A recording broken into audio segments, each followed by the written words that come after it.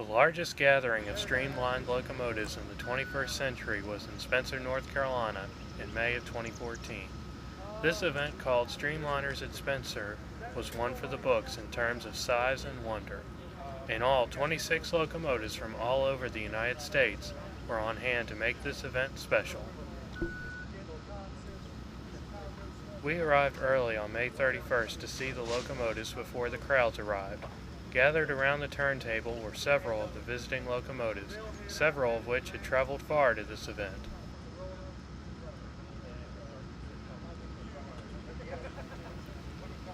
The nickel plate Alco PA number 190 came from Portland, Oregon, and the Union Pacific engine from Wyoming.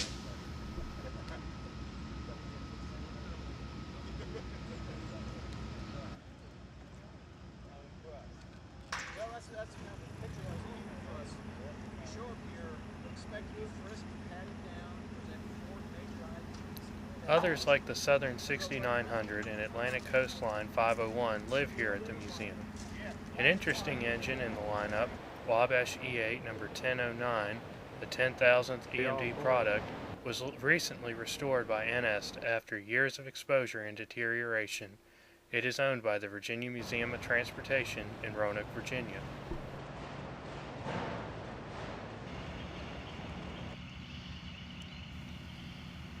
As we looked through the yard, we got to see some of the other visiting engines. Norfolk and Western 611, the only visiting steam locomotive, sat outside along with the other visiting diesels. 611 herself had been removed from her home at the Virginia Museum of Transportation just the week before to be at this event. Southern FP7 number 6133 lives and operates here at NCTM and was used frequently throughout this day and the entire event. Two other locomotives of notice included C&O 8016 and B&O 722. 8016, owned by the C&O Historical Society, was originally Clinchfield number 800 and previously had been used on the Potomac Eagle Scenic Railroad. Now on long-term loan to the North Carolina Transportation Museum, the engine will return to its original Clinchfield appearance.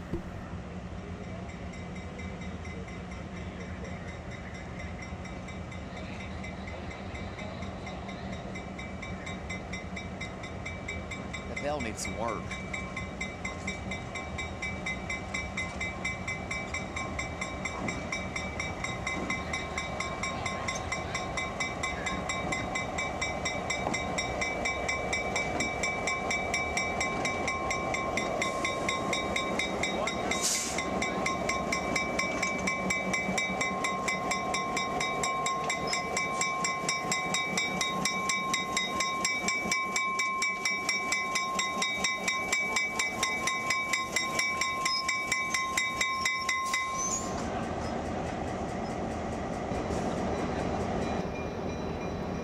B&O 722, originally Bessemer and Lake Erie, is currently operated by the Potomac Eagle Scenic Railroad.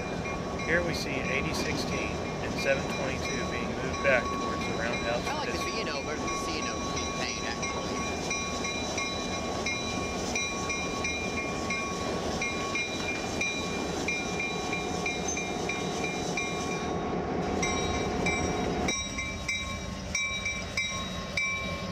Juanita Terminal, Pennsylvania E8 number 5711 was also moved down with the other engines. This engine and its sister, 5809, both operated for the event. 5809 was used today for a mainline excursion to Charlotte, though we missed seeing her today.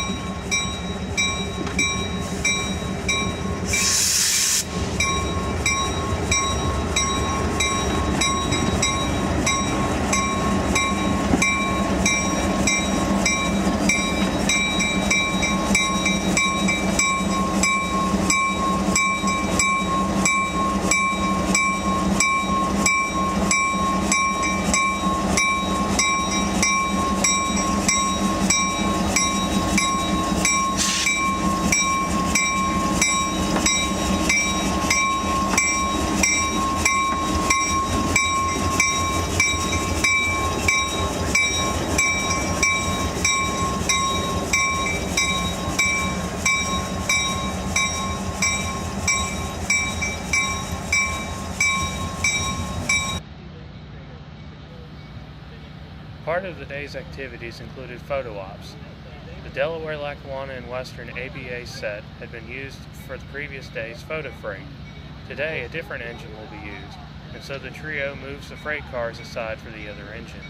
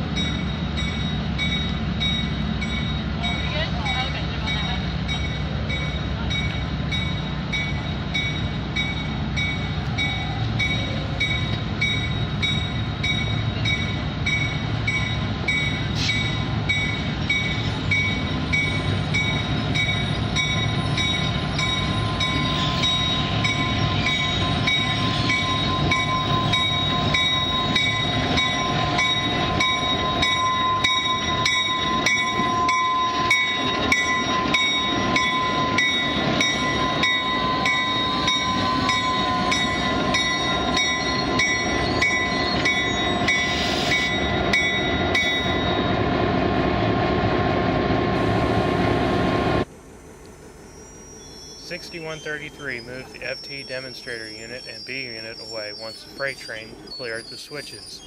The FTA number 103 is owned by the National Museum of Transport in Kirkwood, Missouri, and the recently repainted B unit is owned by the Virginia Museum of Transportation in Roanoke, Virginia, and is now on loan to the Kirkwood Museum.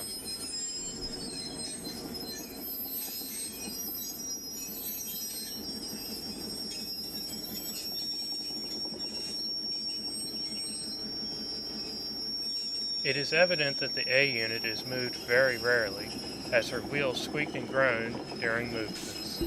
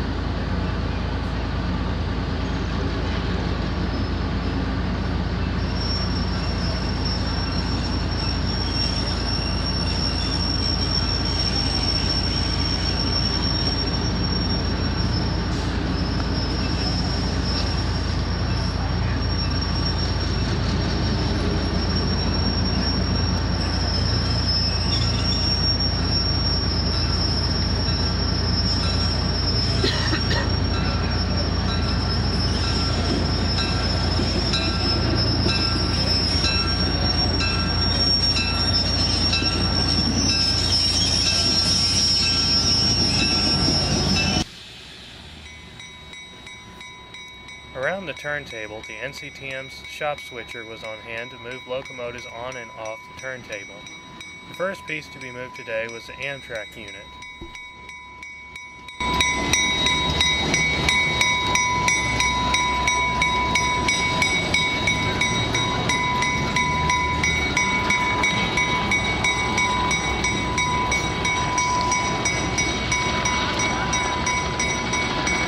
Once again, everyone would like to welcome you to the Oklahoma Transportation Museum and Streamliners Dispenser. We're getting ready to move the Amtrak engine at 406 off the turntable with an honorary streamliner by Steam Station. A switcher that does the work for us.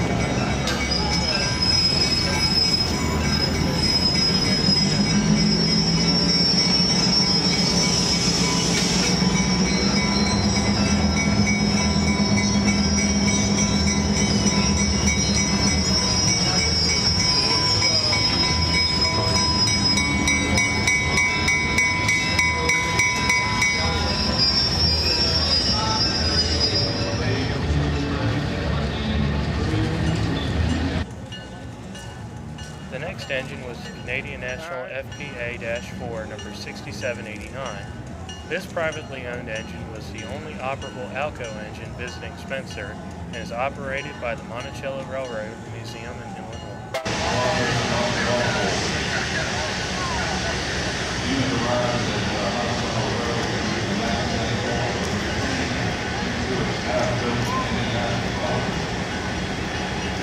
This locomotive will run out on road race starting this morning.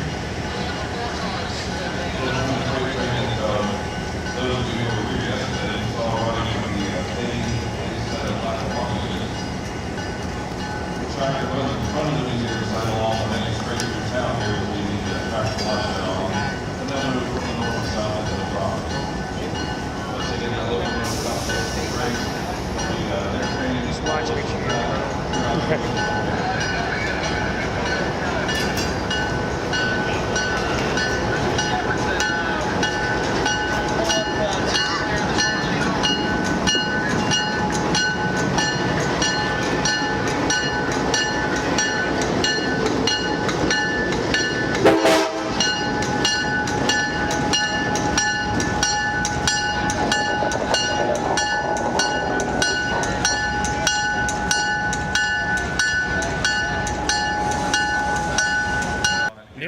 FL9, number 2019, from the Railroad Museum of New England and the Illinois Railroad Museum's E5 Silver Pilot were moved on and off the turntable for a passenger photo special later on that day.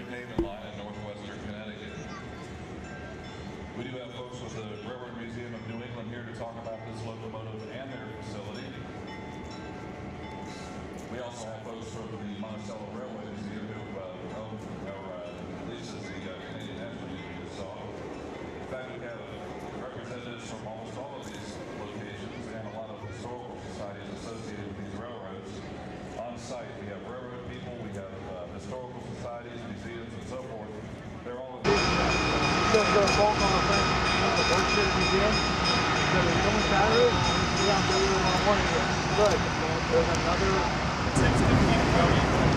next to the 6133 moves the caboose around to the end of the freight consist while the Alco diesel moves up front.